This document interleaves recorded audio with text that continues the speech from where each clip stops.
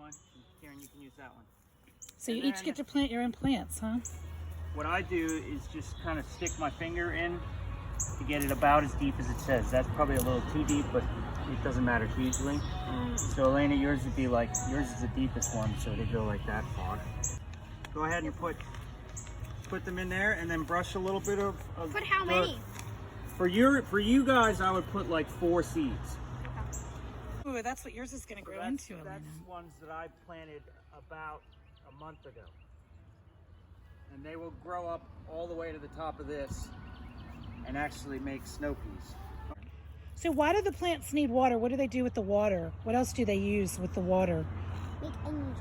To make energy, right? What else do they use? Sunlight. Sunlight, water, and what? What's in the air? Oxygen. Carbon dioxide. And then what do they fart out? Oxygen. Oxygen. And what do we breathe in? Hang on. Plant farts. Karen, put that on the outside of your... Yeah, that's how the plants get the nutrients, right? And water. So this is actually a rosemary plant that I took from E.K. Poe. And some plants, if they're already grown and you put them in water, they'll just start growing their own roots. Your plants are seeds, so what's going to happen is your seed will open, and then two things will happen. One is it'll start growing roots into the soil, and 2, it'll stick a green shoot up out of the soil, which helps it collect sun and produce energy. Hands up. I've already dug some holes for you, and so I want to go ahead and plant these. Now, I did the same exact thing that y'all did with seeds with these guys about 6 weeks ago. Now, once they get fully grown, tomato plants can grow as tall as you. I know how to do this. Okay. Slug. It's fine, Karen. Slugs are good. They break up the soil as long as they don't eat the plant and roots. What I did yesterday is I tilled the soil. Do you guys know what that means? No. I mixed it all up. Here, come on inside for a minute, Kieran. So you see it's got these spikes, and what happens is when you turn it on, the spikes turn.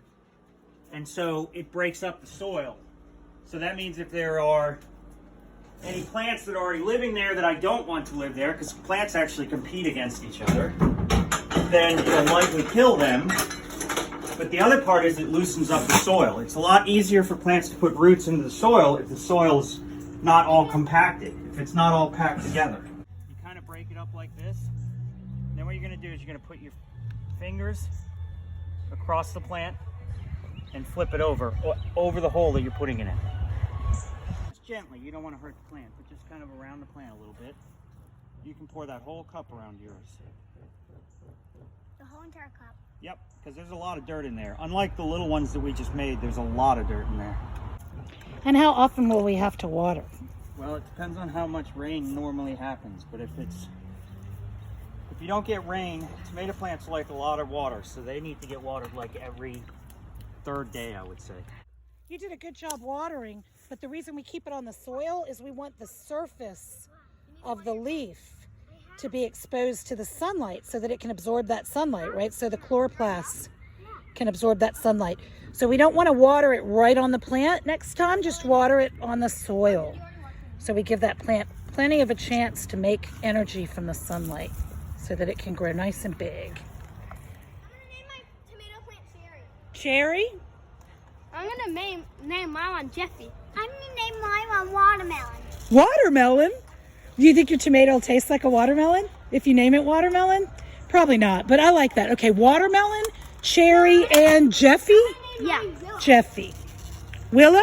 Yep. I'm going to name mine Cherry then. Okay, so we got Willow, Cherry, and Jeffy.